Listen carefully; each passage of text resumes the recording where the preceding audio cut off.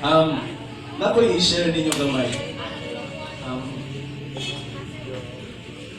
Thank you, Lord. Lord, ganahan ako mag-minyo. Dahil nakabasa ko kang Sean Balls ba, isa, you will only do what you have faith for. Kung wala kay faith, ana, di ka na mo mabuhat. Tungkol kay gitagaan kag faith ni Lord, mabuhat ka na mo. Bisa pag imposible na siya. Kaya grabe kay gisulti si Lord ba? About numbers. Sige ko pakita ni Lord about numbers. January 6, sa States na, pero January 7, there's a to, ha? Grabe kayo ni tatak sa akong heart ba? Confirmation will come to you that will give you courage to step up and step out in faith. Amen. Kaya yung bakpakan ni Lord of Word. Isa yung nagtuwa nga, masulti si Lord. Amen. Masulti si Lord. Dayon, gatagan ko ni Lord. Iko, Lord, ganahan ako mo settle down. Kaya 31 na ko. Ganahan ako mag-minyo. Ganahan ako mo settle down, Lord. Dayon, tingnan ko ni Lord, search the word come. So akong gi-search sa akong Bible app. Come.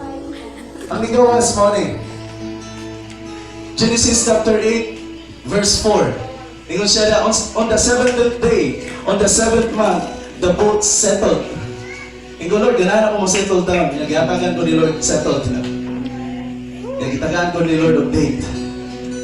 Ano sa akong ma-settle down?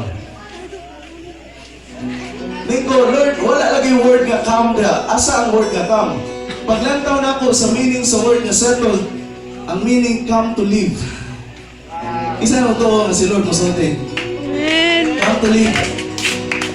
Dami kang gibati na ako. Ikumawa na ni Lord ang date sa kasal. Tuol na kayo.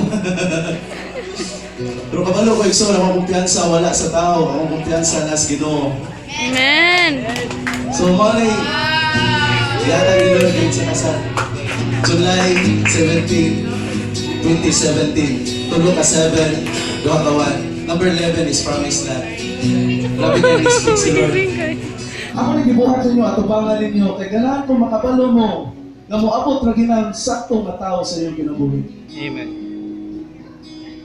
Kung moabot na ginang tayma, umayintag mo na ni. Karon pa mo nahilong tayo. So, pag human akong pangayo, Lord, mo rin fit sa kasal. Di ko na po ko, Lord, kano sa ako mo propose? Kano sa ako mo propose? Sa wala pa,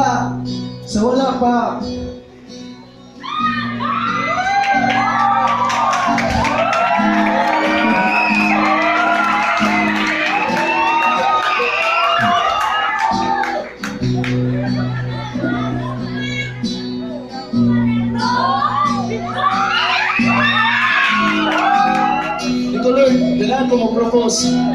Unsang adlaw. Dayon, sige ko imagine mo, ganahan ko mag-propose ko sa Jesus Saves. Ganahan ko atubangas mga batanon. Ganahan ko atubangas mga batanon, atubangas among mga suod ng mga higala. Ang natin ni karon, walay usas di tatak sa among love story.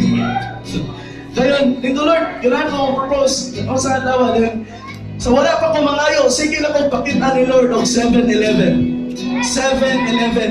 Matubig 7-Eleven, ang oras 7-Eleven. Kung pwede pa lang ako mapakita niyo talang screenshot sa akong cellphone, bali daganang 7-Eleven. Gawa ko kabalo kung sa meaning na to, nga mao rin gihatag ni Lord, 7-Eleven. Genesis chapter 7 verse 11. Ingon niya, on the 7th day of the 2nd month. O sa kaya pizza ha?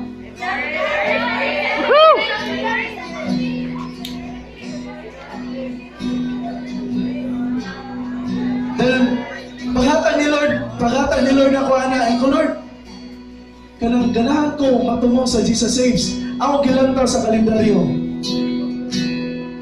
Friday.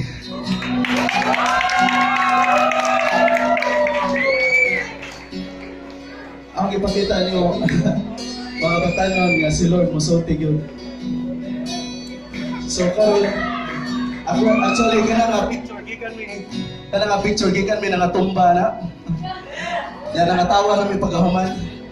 Bisa pa nangatumba mi ana.